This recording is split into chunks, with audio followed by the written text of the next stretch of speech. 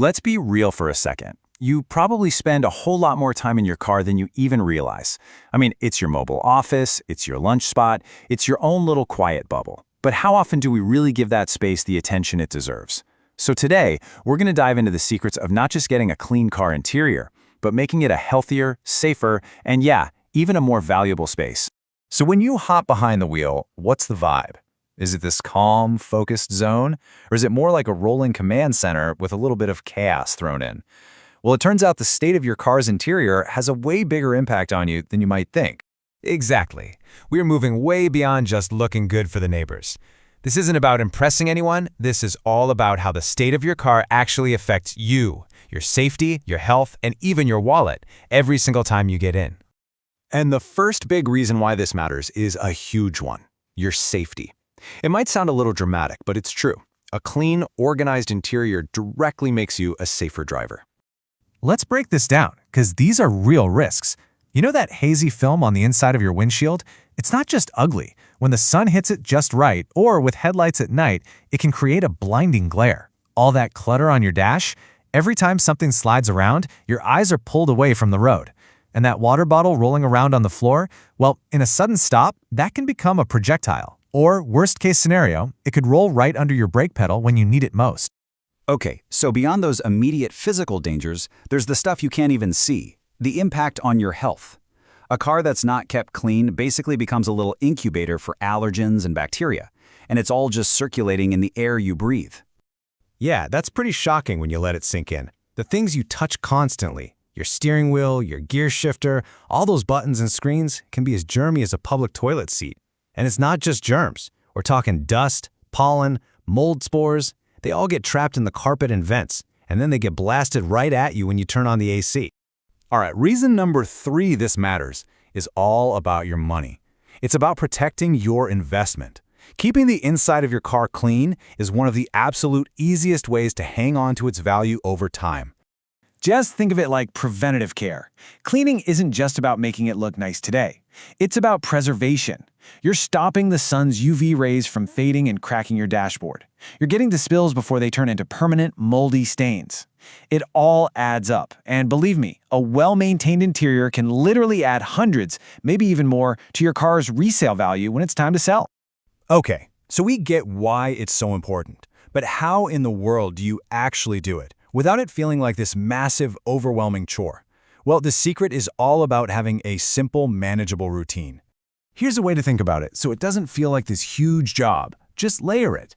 Every week, do a quick tidy. Toss the trash, give the dash a quick wipe. Every other week, pull out the vacuum. Once a month, give the seats and mats a little more love. And then, seasonally, maybe 4 times a year, you do the deeper stuff, like putting on a UV protectant and checking that cabin air filter. When you break it down like this, it's totally doable. All right, now for the fun part. Let's actually walk through how to do a proper deep clean, the kind that gives you professional-level results without you having to pay a professional. The whole process is actually pretty logical. First, you prepare. Get everything out. Floor mats, junk from the console, all of it. Then you vacuum. And here's the golden rule. Work from the top down. Vacuum the seats first so all the crumbs and dust fall to the floor, which you'll vacuum last. After that, wipe down your hard surfaces, and finally, you get into the real details. Cleaning the seats, getting the windows streak-free, the whole deal. Now this is a huge tip, seriously. If you spray cleaner right onto your dashboard, it can drip down into vents or sensitive electronics and cause real problems. But if you spray it onto your microfiber cloth first, you have total control. No overspray, no drips, no damage. Of course, how you clean your seats really depends on what they're made of. For fabric, you'll use an upholstery cleaner and a soft brush. Pretty straightforward. But for leather, it's a 2-step process. First, you clean it with a dedicated leather cleaner. But the second step is absolutely vital, applying a conditioner. Think of it like lotion for your skin. It keeps the leather from drying out and cracking over time. Okay, and please listen to this one. This is non-negotiable. Before you go spraying any new cleaning product all over the place, test it. Find a small, hidden spot, under a seat, inside the glove box, somewhere no one will ever see it. This little 10-second check can save you from a complete disaster, like bleaching your seats or damaging the dashboard. All right, so routine cleaning is one thing, but what about those really annoying problems? You know, that coffee stain from last week or that weird smell that just refuses to leave? Let's get into those now. For any new spill, this is the one thing you need to burn into your brain. Your gut instinct is probably to rub it like crazy, right? But all that does is grind the stain deeper into the fabric and make it 1,000,000 times worse. Blotting with a dry cloth pulls the liquid up and out. So after you've blotted up as much as you can, the process is pretty simple. You treat the spot with the right kind of cleaner, let it sit for a minute, then gently work it in. But the final step is the most important. You rinse it by blotting with a clean, damp cloth. This lifts both the cleaner and the stain right out of the fabric. Now, let's talk about smells. Once the car is clean, sometimes you have those phantom odors hanging around. And you don't need to buy a bunch of fancy sprays. Baking soda, sprinkled on the carpets overnight, works wonders. Or you could try leaving a little bowl of coffee grounds or a couple of natural charcoal briquettes in there. They're amazing at just soaking up bad smells. But, if you have that funky, musty smell that just won't go away, especially when you turn on the fan, an air freshener is just a Band-Aid. The real source is probably a dirty, clogged-up cabin air filter. It traps dust and moisture, and it's the perfect breeding ground for mold. So what's the rule of thumb? You're looking at replacing this filter about every 12 to 15,000 miles, or at the very least once a year. It's usually a pretty easy and cheap fix, and it makes a massive difference in the air you're breathing. So as we start to wrap this up, it's pretty clear this is about way more than just having a shiny car for a day or two. It's really about how that space impacts you every time you're in it.